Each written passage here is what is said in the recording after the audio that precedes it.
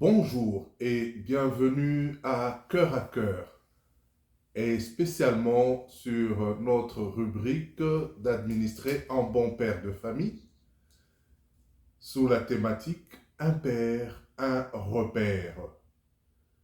Aujourd'hui, nous allons introduire notre sous-thème Un père, un repère qui va poser les jalons de cette série que nous allons entamer d'administrer un bon père de famille. Un père, un repère part des principes bibliques et part de cette notion, je fais ce que j'ai vu le Père faire. Retenons bien, je fais ce que j'ai vu le Père faire. Eh bien, la notion de faire ce que j'ai vu le Père faire trouve son fondement dans les enseignements de Jésus lui-même, notre Maître, est bien souligné dans l'évangile de Jean. Dans Jean 5 au verset 19. Voilà, Jésus leur répondit donc. En vérité, quand Jésus dit en vérité, nous faisons très attention. En vérité, je vous le dis, le Fils ne peut rien faire de lui-même. Il ne fait que ce qu'il voit faire au Père. Et tout ce que le Père fait, le Fils le fait pareillement. Et donc, il y a là quelques principes bibliques qui illustrent cette idée de un père, un repère. Donc, partant de cette notion que nous allons bien établir en nous, je fais ce que j'ai vu le Père faire. Et donc, il y a des principes bibliques qui vont illustrer cette idée et comment ils peuvent guider aujourd'hui toute notre vie quotidienne et guider notre leadership. C'est vraiment cela le but. En premier lieu, imitation de Dieu. Nous répétons encore Jean 5 au verset 19. Jésus leur répondit, donc, en vérité, je vous le dis, le Fils ne peut rien faire de lui-même. Il ne fait que ce qu'il voit faire au Père. Et tout ce que le Père fait, le Fils le fait pareillement. Le principe, c'est que Jésus agit en parfaite harmonie avec la volonté du Père. Nous devons agir en parfaite harmonie avec la volonté de notre Père céleste. De même, nous sommes appelés à aligner nos actions avec les principes et les œuvres de Dieu. Comment appliquer ce principe? Eh bien, c'est de chercher à connaître la volonté de Dieu à travers des méthodes qui nous aident à affermir notre relation avec Dieu. Ces méthodes sont notamment la prière, la lecture des Écritures et l'écoute du Saint-Esprit pour guider nos actions et décisions. Donc nous ne pouvons imiter Dieu qu'en allant nous ressourcer dans la prière, la lecture de la parole de Dieu et une attention soutenue aux appels ou aux sollicitations de l'esprit. Ne pas endormir l'esprit en nous, mais être attentif aux appels de l'esprit. Suivre tout ce que l'esprit nous demande de faire, car nous sommes, n'est-ce pas, des hommes et des femmes spirituels qui pensent selon la pensée de Dieu, qui pensent comme Dieu pense. Donc, ceux qui ont vu le Père faire et qui font ce que le Père fait. En deuxième lieu, cette idée de faire ce que j'ai vu faire le Père nous amène aussi à appliquer ce principe d'amour et de compassion. Nous voyons dans notre Père l'amour et la compassion, notamment dans Jean 13, au verset 34 et 35, je vous donne un commandement nouveau. Aimez-vous les uns les autres, comme je vous ai aimé, vous aussi aimez-vous les uns les autres. À ceux-ci, tous connaîtront que vous êtes mes disciples, si vous avez de l'amour les uns pour les autres. Ici, le principe d'amour et de compassion se pose en ce terme. C'est que l'amour est au cœur des actions de Dieu. Dieu est amour et doit être le moteur de nos interactions avec les autres. Je reviens encore, un père, un repère. C'est que j'ai vu, je fais ce que j'ai vu le Père faire. Comment nous l'appliquons? Eh bien, nous devons montrer de l'amour et de la compassion dans toutes nos relations. En prenant soin des autres et en étant attentifs à leurs besoins. Ça, c'est le principe de l'amour et de la compassion. Nous avons aussi ce principe d'obéissance et de soumission. Selon Philippiens 2, au verset 8, il s'est humilié lui-même, se rendant obéissant jusqu'à la mort, même jusqu'à la mort de la croix. Le principe qui se pose ici, pour arriver à faire ce que je fais, c'est que j'ai vu le Père faire. Le principe, c'est que l'obéissance à Dieu est centrale à la vie chrétienne. Même lorsque cela implique des sacrifices, bien-aimés. Comment allons-nous arriver à mettre cela en application? C'est en faisant preuve de soumission à la volonté de Dieu. C'est vrai que ce n'est pas facile, mais c'est en cela que nous pouvons démontrer que nous appliquons exactement ce que nous avons vu notre Père faire. Nous avons vu Jésus qui a obéi jusqu'à la mort à la croix. Et donc, il s'est soumis entièrement à la volonté de Dieu. Même si cela lui a été difficile et coûteux, même si cela nous est difficile, et nous serons à mesure de le faire qu'en ayant confiance en la sagesse de Dieu et à ses plans. Un autre principe est celui de l'obéissance et de la soumission. Notamment, par ce passage de Philippiens 2:8, Jésus lui-même nous le démontre. Au fond, il s'est humilié lui-même, se rendant obéissant jusqu'à la mort. Même jusqu'à la mort de la croix.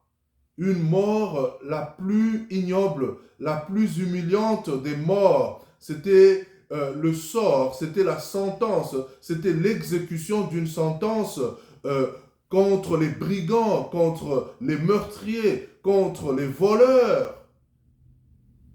Jésus s'est humilié jusqu'à ce point-là.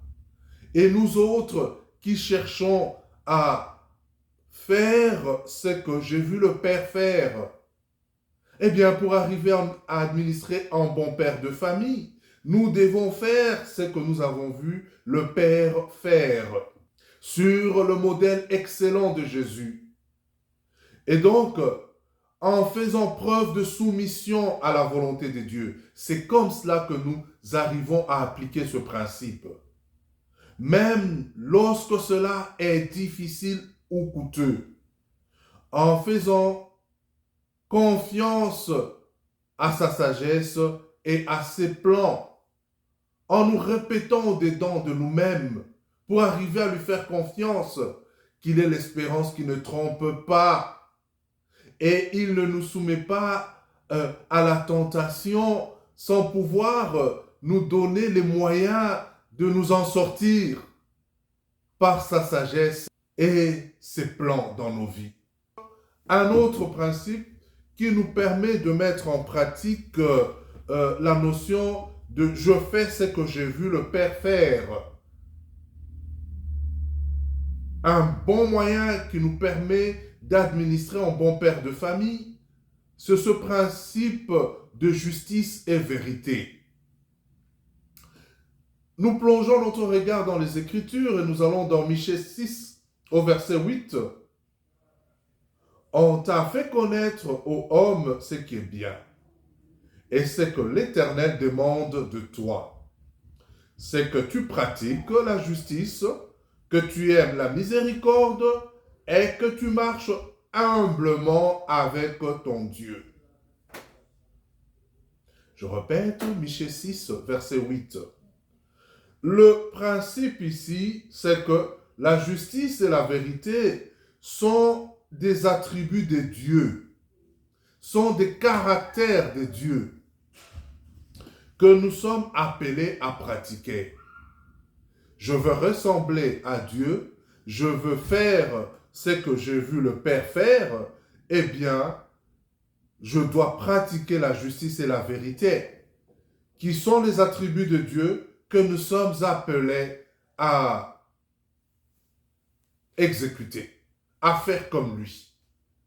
Eh bien, comment appliquer cela? En agissant avec intégrité, en défendant la justice et en étant des témoins de la vérité dans toutes nos entreprises.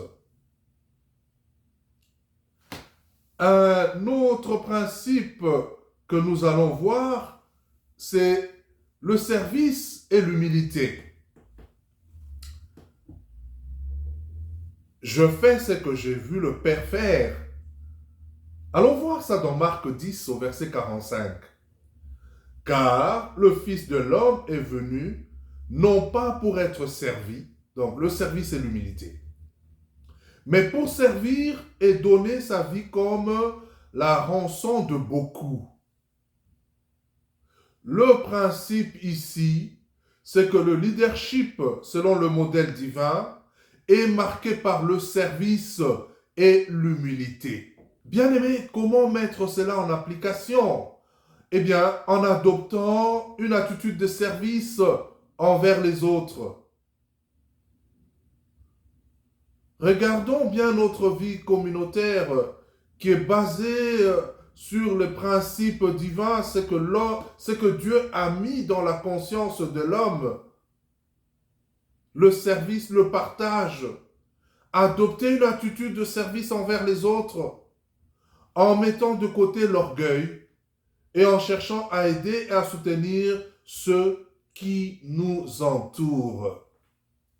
Nous ne pouvons pas y échapper.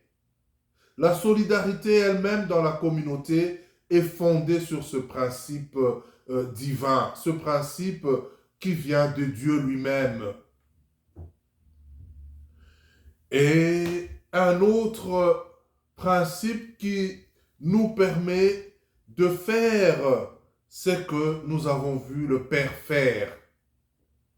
C'est la foi et la confiance en Dieu pour cimenter tout ce que nous venons de démontrer. Dans Hébreux 11 au verset 6, « Or, sans la foi, il est impossible de lui être agréable, car il faut que celui qui s'approche de Dieu croit que Dieu existe et qu'il est le rémunérateur de ceux qui le cherchent. » Oh merci Dieu, il y a une récompense quand nous nous mettons à faire ce que nous avons vu notre Père faire. Car il est le rémunérateur de ceux qui le cherchent. Il est le rémunérateur de ceux qui cherchent à l'imiter par la foi. Eh bien, le principe ici, c'est que la foi en Dieu et en ses promesses est essentielle pour vivre selon ses principes. Nous ne pourrons être à mesure d'appliquer tout ce que nous venons de voir, imiter Dieu, l'amour et la compassion, l'obéissance et la soumission, la justice et la vérité. Nous ne sommes à mesure de mettre cela en pratique que par la foi. En appliquant cela du fait de nourrir une confiance constante en Dieu. Même dans les moments d'incertitude, en s'appuyant sur sa fidélité et ses promesses. Alors, une brève récapitulation de tous ces principes que nous venons, des principes essentiels pour pouvoir faire ce que nous avons vu faire le Père. Premièrement, imitation de Dieu. Deuxièmement, amour et compassion. Troisièmement, obéissance et soumission. Quatrièmement, justice et vérité. Cinquièmement, service et humilité. Et en fin de compte, pour que cela soit possible, ça prend la foi et la confiance en Dieu. Alors, comme nous disions, dans cette émission, un père, un repère, dans notre série administrée en bon père de famille, faire ce que nous voyons le Père faire signifie vivre en accord avec les principes divins. Ces principes d'amour, de justice, de service, d'obéissance, de foi et de vérité, en imitant les actions et les attitudes des dieux révélées dans les Écritures. N'est-ce pas que nous avions dit que cela n'est possible qu'au moyen de la parole, comme Dieu lui-même conseillait Josué pour voir le succès de toutes ses entreprises? Eh bien, en allant nous inspirer de la parole et en suivant l'exemple de Jésus-Christ, nous pouvons vivre une vie qui honore Dieu et impacte positivement ceux qui nous entourent. Dans cette introduction, nous en arrivons à parler de repères dans la parole de Dieu. Eh bien, la Bible, de la Genèse à l'Apocalypse, de tous les modèles de ces personnages ayant administré comme Dieu le Père. Il ne nous laissera pas tout seuls, mais il sera toujours avec nous. C'est ainsi que ce soit dans l'Ancien Testament ou encore dans le Nouveau Testament, Dieu nous a donné de repères. Et c'est cela que nous allons parcourir dans cette série administrée en bon père de famille. Et pourquoi de repères? Nous allons vous expliquer cela dans cette introduction. Eh bien, la Bible, de la Genèse à l'Apocalypse, présente plusieurs personnages qui, à divers moments, ont exercé une forme d'administration ou de leadership en accord avec les principes de Dieu. Et il y a quelques exemples de ces personnages. Nous commençons par Adam. Adam avait ses forces parce qu'il a été placé depuis la création à cultiver le jardin. Il a eu son moment de fragilité avec les conséquences que cela a entraîné. Mais dans notre parcours, nous commençons à poser les jalons d'abord en partant d'Adam, parce que notre parcours nous aide à mettre en exergue, à mettre en vue les forces et les faiblesses. D'où nous parlerons d'Adam. Dans la Genèse, nous parlerons du patriarche Noé, qui a été un administrateur de l'arche et responsable de la survie des espèces pendant le déluge. Nous parlerons également d'Abraham, ce patriarche dans la foi et l'obéissance. Nous parlerons de Joseph, qui a été administrateur en Égypte, qui a sauvé le pays de la famine grâce à une gestion prévoyante. Nous parlerons avant Joseph, nous parlerons aussi d'Isaac, nous parlerons de Jacob. Jacob, quoique dans sa fragilité d'aventurier, mais devenu Israël par sa foi inébranlable, par sa bénédiction, lui qui nous a donné les 12 tribus d'Israël. Nous parlerons de Jacob, nous parlerons de son fils Joseph, nous parlerons également de Moïse, leader des Israélites, médiateur de la foi, de la loi divine et organisateur de l'Exode.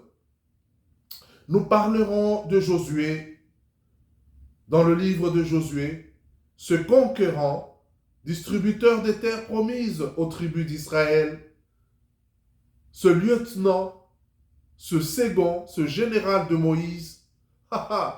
Ce qu'il a fait, il a vu Moïse le faire. En bon observateur, il a juste eu à mettre cela en application avec le courage que Dieu est venu lui donner en réconfort après le départ de Moïse. Il y aura des illustrations aussi. Quand nous parlons de pères, il y a aussi des mères dans les pères. Nous mettons père par économie de vocabulaire, mais les mères sont aussi incluses. Pourquoi je dis cela? Parce que je veux vous parler aussi d'un juge, d'une mère des nations. Nous parlerons de Déborah, nous parlerons de Ruth. Dieu s'est servi aussi des femmes qui sont pour nous des repères. Déborah, la prophétesse et juge d'Israël, va diriger le peuple avec sagesse. Nous parlerons de Samuel, prophète et dernier juge d'Israël, qui a oint les premiers rois, Saül, David. Nous parlerons de David, roi d'Israël dont le règne est souvent considéré comme le modèle de leadership divin. Nous ne manquerons pas de parler de Salomon, fils de David. C'est le roi connu pour sa sagesse et son administration juste et prospère. Ces illustrations de l'Ancien Testament et bien d'autres nous permettront de faire ce que nous avons vu le Père faire. Et dans le Nouveau Testament, nous allons nous arrêter sur Jean-Baptiste. Dans l'Évangile, nous allons parler de Jean-Baptiste comme précurseur de Jésus, l'annonciateur qui appelle à la repentance et qui administre le baptême de changement par un acte symbolique. Nous allons nous arrêter là-dessus. Et si nous baptisons jusqu'aujourd'hui dans nos églises, c'est en partant de ce que nous avons vu Jean-Baptiste faire. Jésus lui-même l'a fait. Jésus lui-même s'est fait baptiser. Ses apôtres ont baptisé. Je fais ce que je vois le Père faire. Un père, un repère. Jean-Baptiste a été un père et un repère pour nous. Jésus-Christ, lui-même, modèle par excellence, modèle suprême de leadership divin, par ses enseignements et ses actions. Nous n'allons pas laisser du reste les actes des apôtres. Prenons Pierre. C'est le leader de l'Église primitive. Après l'ascension de Jésus, après la mort et la résurrection de Christ, Dans les Actes des Apôtres, nous avons Pierre et les autres. Ils ont fait encore plus que Jésus lui-même n'en a fait dans leur ministère terrestre. Et ce sont pour nous. C'est que nous avons vu. Et même la parole. Quand Étienne parle, devant le peuple, il annonce, permettez-moi, dans mon côté avocat, mon côté littéraire, j'aime ces illustrations, cette verbe oratoire. Étienne part dans son discours en parlant des patriarches, en parlant des pères, en parlant comment Jésus a été annoncé, et en disant que Pierre a dit, nous avons vécu le Jésus que vous avez crucifié, nous avons vécu avec lui. Alors, un père, un repère. Nous avons Paul. Paul, dans ses épîtres, dans ses lettres, c'est l'apôtre des gentils. C'est l'apôtre des païens.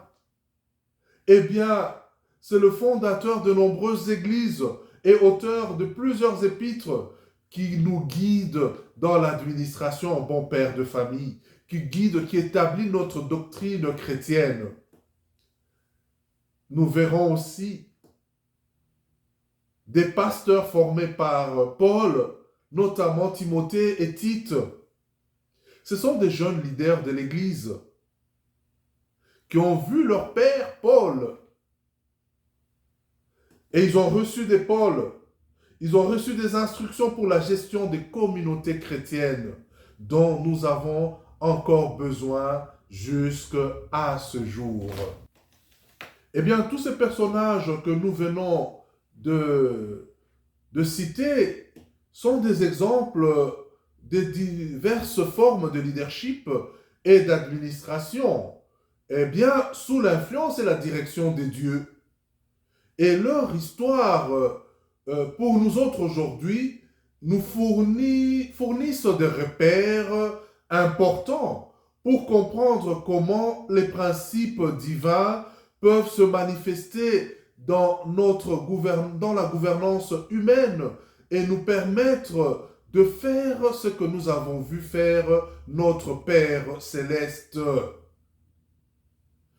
Et le but de notre série sera de relever les fragilités et les forces de chaque personnage important de la Bible, en commençant, comme nous l'avons dit, par Adam, le chef de la première famille humaine, et en parcourant toute la Bible, de l'Ancien Testament au Nouveau Testament, je veux dire, de la Genèse à l'Apocalypse. Eh bien, qu'est-ce que nous tirons de ce parcours historique ou de cette perspective historique?